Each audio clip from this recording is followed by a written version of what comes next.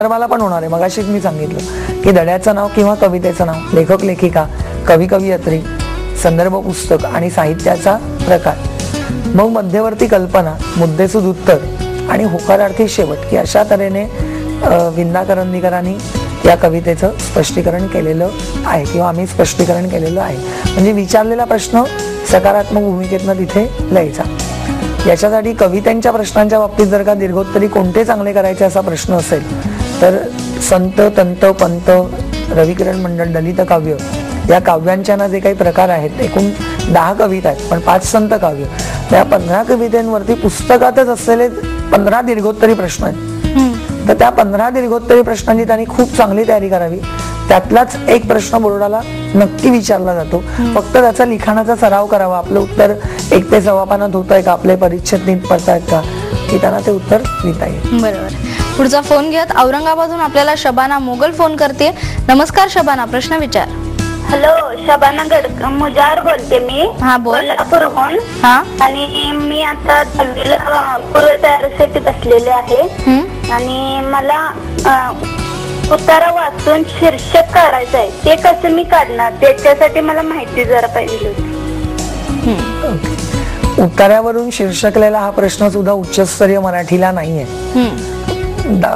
Lower level मराठीला ते आहे की उतारा वाचून त्याचं शीर्षक द्यायचं. हा, पण ते द्यायचं असेल तर ती कथा म्हणजे जे उतारा आहे तो काय आहे तो तिने समजून घेतला पाहिजे. आणि शीर्षक देताना हे छोटं द्यायचं, म्हणजे खूप मोठं शीर्षक द्यायचं नाहीये की एका वाक्यात नाही असता कामा. त्यातलाच एखादा योग्य शब्द, 2 शब्दांचं शीर्षक तिने तिथे त्याला द्यावं. पुढचा फोन घ्या तर विद्या वाघमारे आपल्याला फोन करते औरंगाबादहून. नमस्कार विद्या, प्रश्न विचार. विद्या, याच्याशी आपला संपर्क तुटलेला आहे. आपण पुन्हा एकदा आपल्या कवितेकडे वळूया.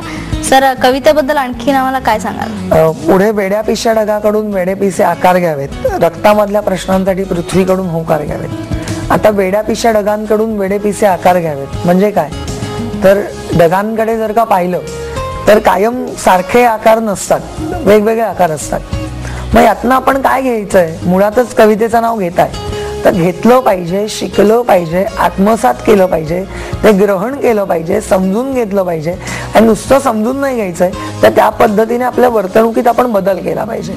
मग ढगांमध्ये जे विविध आकार आहेत तसं आपण आपल्या आयुष्यामध्ये, कारण पूर्वीच्या स्त्रियांना फक्त चूल आणि मूल एवढंच विश्व होतं, याच्या पलीकडे त्यांना विश्व नव्हतं.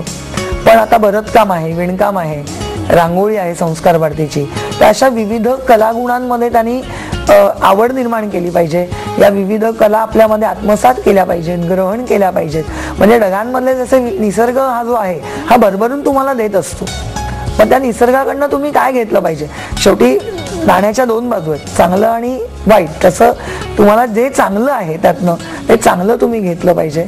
हे या इथे त्यांनी विंदानी खूप सुंदर जीवनाचं मर्म या कवितेमध्ये विंदा करंदीकरांनी सांगितलेलं आहे.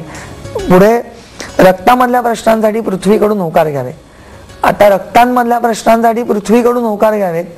मग रक्तामधले प्रश्न म्हणजे कोणते, त्या माणसाच्या मनामध्ये जे विविध प्रश्न, तर लहान मुलं आहेत ती विविध प्रश्न विचारत असतात की ती काय तिकडे उभीच काय, मग तो माणूस अजून घरी का नाही गेलाय. पण या लहान मुलांच्या सगळ्या प्रश्नांची उत्तर आपण समाधानकारक त्यांना देऊ शकत नाही. मग मोठ्या माणसांना मात्र ही उत्तरं स्वतःच्या मनात जे पडलेले प्रश्न आहेत त्यांची त्यांना शोधता येतात. मग ते उत्तरं त्यांनी शोधताना सकारात्मक भूमिकेतनं शोधली पाहिजे. जसं सह्याद्री पर्वत, ढाल, किंवा यातनं आपण काय घ्यायचंय तर कणखरपणा घ्यायचा आहे. मग अशी त्यांनी पॉझिटिव्ह उत्तरं शोधली पाहिजेत, हे इथे त्यांनी सांगितलं. पुढचा फोन आपण घेऊयात. फोन आलेला आहे संदीपचा खोपोलीहून. नमस्कार संदीप, प्रश्न विचार. अभ्यास कसा करावा.